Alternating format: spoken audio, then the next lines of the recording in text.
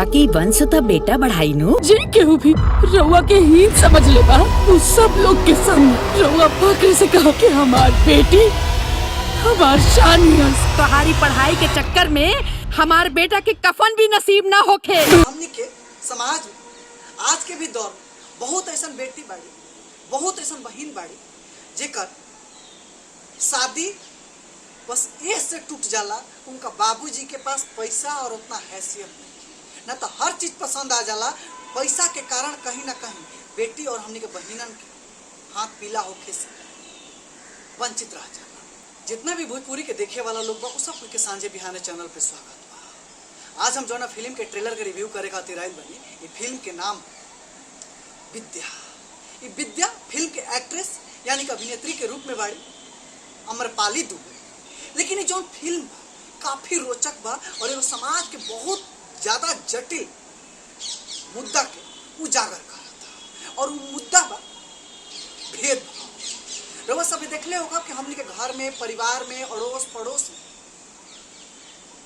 बेटा खातिर यानी संतान प्राप्ति खातिर, वंश खातिर तरह तरह के पूजा पाठ और तरह तरह के भगवान से मानवता और मानना मानल जाला।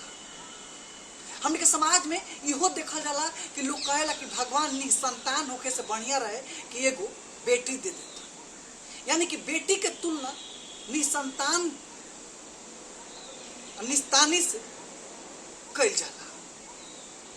ये तरह के गंदगी के ये फिल्म पूरा सलीका से और तरीका से स्क्रीन पर लेके आइल बा और बहुत बखूबी से कैरेक्टर के जियले बाड़ी जेकर नाम अम्रपाली दुबे। ये फिल्म के शुरुआत होता कि अम्रपाली दुबे अपना बाबू के एगो इकलौती बेटी बाड़ी। उनका दादी इस फिल्म में कहत है कि निसंतान होके से और निस्तानी होके से तो बढ़िया बानू के एगो बेटी हो गई, लेकिन वंश रहित तो कुछ बात और रही। दादी के अंदर एक कलेजा में एक बात कचोटत था, लेकिन बाबूजी जे अम्रपाली दुबे के पिता के करेक्टर में बाणन वो अपन बेटी के पढ़ा लिखा बहुत बड़ा आदमी बनावत। और समय समय पर अम्रपाली दुबे 10वां में 90+ मार्क्स लावत ताड़ी, 12वां में लेके आवत ताड़ी। लेकिन पढ़त पढ़त उनका समय अब बीतत जाता और शादी के उम्र नजदीक हो जाता। दादी कहत ताड़ी कि अब ब्याह कर दिया, काहे से कि अब इनकर ब्याह के उम्र। माई बचपने में स्वर्गवास हो जाता है।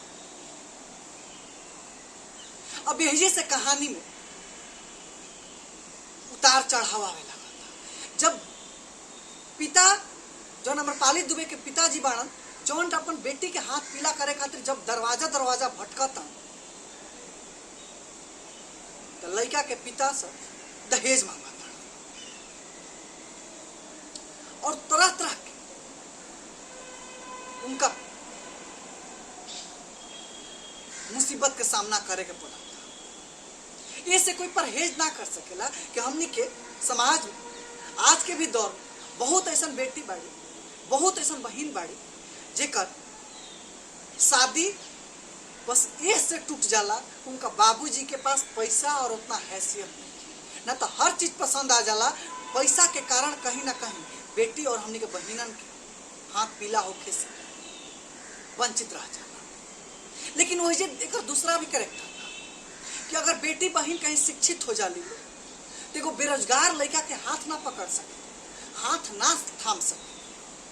जब तक इन लोग के भावना ना बदले कि अगर बेरोजगार लड़का भी बा, कम पढ़ल लिखल लड़का बा, तो ओकरा साथ जीवन यापन करे खातिर अगर तैयार ना होई हम लोग, तब तक की प्रथा चलत दहेज बढ़ चढ़ के लेल जाई और देल भी जाई, एकरा के खत्म ना कर सकेला।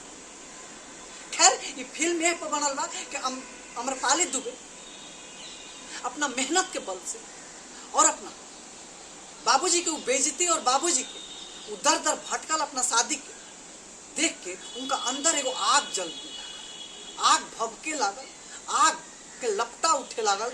और इस सोचली कि अब ये चीज और ये आग तबे बुझी जब हमार पहचान खुद के कारण। और अपन खुद के पहचान बनावे के एक ही रास्ता बा, शिक्षा। अमरपाली दुबे पढ़ाई पूरा कैला के बाद IAS अफसर बन जाता है, टॉप कर जाता है।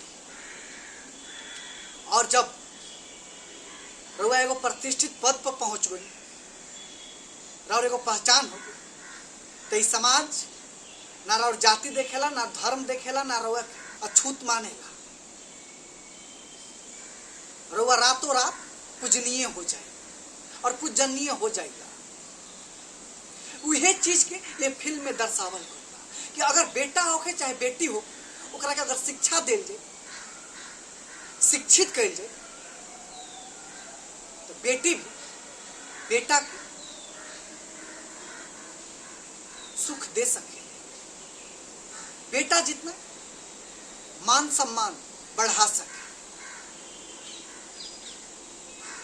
ये फिल्म में ये स्थिति भी आ जाता कि अमरपाली दुबे की एक जगह शादी ठीक भी हो जाता, लेकिन जब घरे आवता बेटा शादी करता, द्वारे बारात लगता, तब दान दहेज ना मिलने के कारण मंडप में ही अमरपाली दुबे के छोड़ के चल जाता, बारात लौट जाता।